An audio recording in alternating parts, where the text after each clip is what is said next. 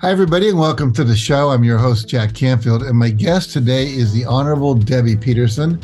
And I say honorable because Debbie's the former mayor of Grover Beach, California, as well as an award-winning businesswoman. And she's the author of her latest book, City Council 101, an insider's guide for newly elected city council members. Welcome to the show, Debbie. Thank you, Jack. It's nice to be here. Good to have you. I mean, here we are. There's so much about politics and governance and all the stuff going on in the world right now. I think there are a lot of newly elected government representatives all over the country who are asking themselves the question, now what do I do? And you've written a book about that. Let's talk about that a little bit. Yes, when I was first elected as mayor, and I'd already been a city council member and a planning commissioner, but when I was elected as mayor, I went out to lunch in my first week before I even was sworn in. And a restaurateur came up to me and he said, "Did you see the movie, The Candidate?" And I said, "No." He said, "Well, that was Robert Redford." And it was so funny because it's all about this crazy race he had. And then when he got elected, he said, "What do I do now?" And that is really what happens. You simply have no clue. And there's no playbook. Nobody tells you how to be a mayor. They don't tell you how to be a council member. And you get a little bit of training on open government, but it's very slim. And sometimes the practical training is more how to avoid local government. How to avoid open government when you're in local government. So I thought that I could help new council members streamline their efficiency and their effectiveness if I could give them the playbook and teach them in a few hours what it took me about 6 years to learn by osmosis. So what do you mean by open government? It's that whole concept of transparency. It's that the government is owned by we, the people. It's that we have the right of access to the information, that we should be able to understand the information, that the bureaucracy really is the government of the people, that we determine whether it's there and how it operates. And it's that things shouldn't be done behind closed doors. There should be no secret government. So it's very different than, say, a corporation where things can be done behind closed doors, where there can be trade secrets and secret recipes. There are no secret recipes in government. There are no trade secrets. It belongs to all of us. So before I ask you what motivated you to write the book, I want to ask you what motivated you to run for political office. It's a good question. I hated politics. I lived in Britain for 20 years and I couldn't vote there. I did vote here, but I've never been very good at office politics or any of that because I just want to get things done.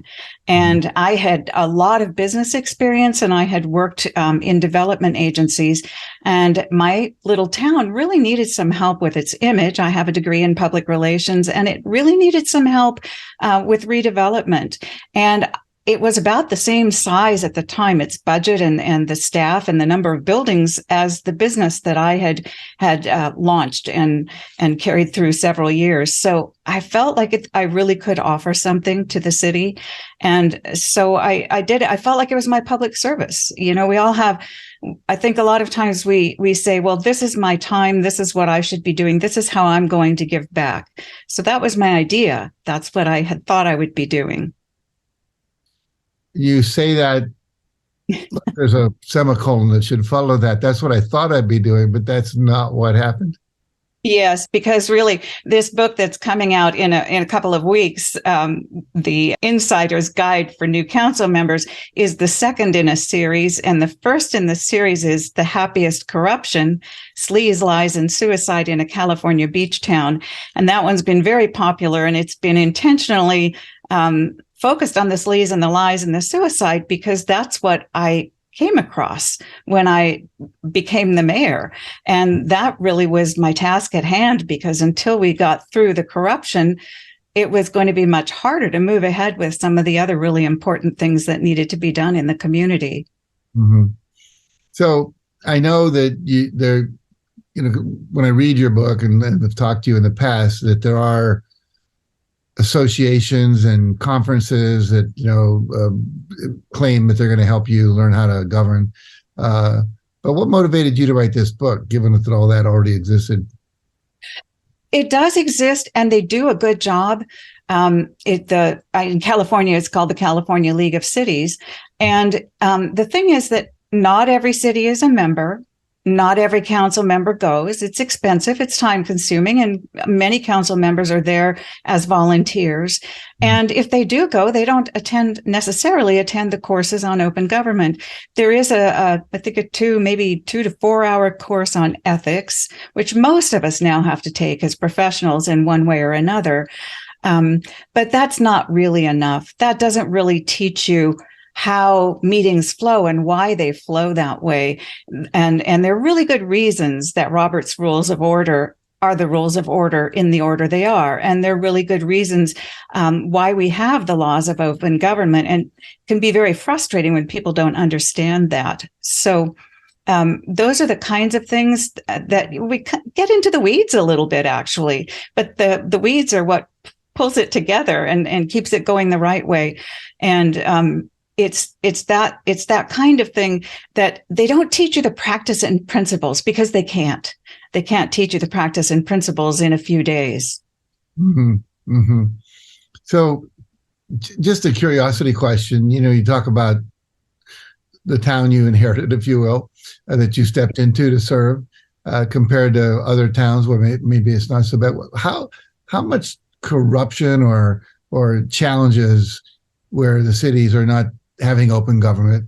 What percentage of cities do you think that's the case of?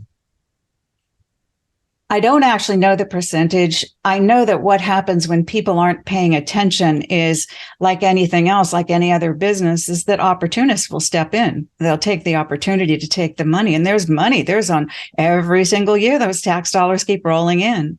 It's a never ending, bottomless money pit or money well. And so I say this all the time, but everything's on a bell curve. You'll know that as a teacher, you grade on a bell curve. But there's some that are really good. There's some, I came across one in Tennessee. I've heard of some in Massachusetts. There's some cities that really have it right. And I see them online. I can tell from their websites. And there's some that are really, really bad, like Bell, California, that started out with all the terrible council members who were paying themselves vast amounts of money in this tiny little impoverished community. And now it's bankrupt. So it's going through another set of issues. We've got Los Angeles County, which is arguably the worst in the country, at least in 2021 and this year, per the FBI records. And so California has got its share, especially with the cannabis coming in. So I would say it's I don't know percentages, but it's way more. I could tell you some numbers. In 2017, the Association of Certified Fraud Examiners said that $150 billion tax dollars that we pay went to government criminals. And I don't mean people defrauding the government. I don't even mean white collar criminals. I mean the people we elect and the people we hire to use our money to our benefit. 150 billion. Wow. So if people want good governance, they want open, meetings and all that good stuff, open government, what can the average person do? If we want that, what are you recommending? The first thing is show up. And we all think it's about voting. We think, I campaigned for this guy, I voted. But what really needs to happen after that is we've got to tell them what we want. In any situation, if you don't have a relationship, if you don't talk about what you want, talk about your dreams, your aspirations, what you need, what it looks like on your street, on your town. And so the first thing is to show up. And even if you're not the person who can stand up and talk and say what those things are, just the fact that you show up lets them know that you're paying attention. So like anything else, it's more than just casting a vote or hiring the person. You have to stay on top of it. And that's the most critical thing. And we forget that it's our government, that it is we, the people, it belongs to us. We own it and we're responsible for it. So after you vote, then start going to those meetings at a local level. It's easy to do. So, I know people show up if there's a zoning issue that's affecting them or a new highway thing going through that's affecting them. You're suggesting people just as a practice go to these meetings on some kind of regular basis just to let them know somebody's watching? Partly, yeah. I'm sure any good auditor is going to tell you that. If you're the manager, walk through the department. And yes, yes. But also that's the negative side. The positive side is so that you can tell them, because you're going to find things. They will be doing things and making decisions. And if they are going to represent you, they have to know what it is you want. You can't represent someone if you don't know what they want. You do your own thing. Well, you want them to do your thing. You want them to do the community's thing. But how can they do it if you don't tell them what it is? So that's the positive side of it. Just communicate with them. Mm-hmm. I love it. So, gosh, you're so articulate and you're so knowledgeable. I just appreciate you sharing all this with us.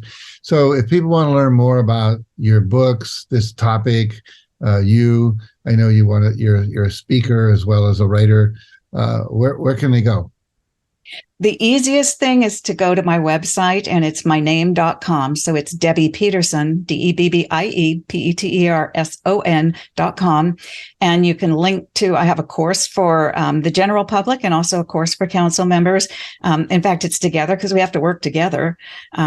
It's called Double Dias Adventures in Local Government, and you can find that links to that on the website. You can go to my podcast, Corruption Chronicles, which is stories of people who found corruption and how they fixed it.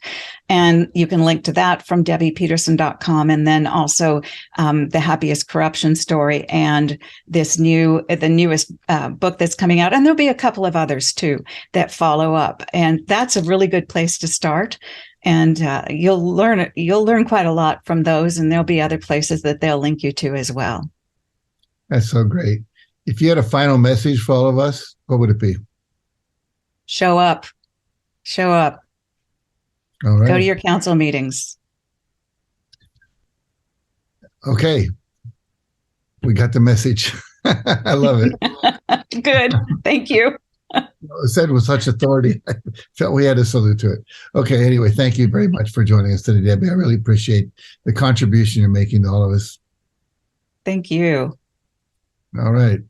And also, thanks to all of you who joined us today, and make sure to tune in again next week when I'll have another guest whose insights, whose experiences, whose wisdom, and whose directives can help you live a happier and more fulfilling life. So, do show up. Show up for letting people know what it is you want. One of the things that a lot of people don't do is they don't let people know what they want. They don't ask, they don't tell, and they feel disempowered. And literally, your voice matters. So we'll see you next week.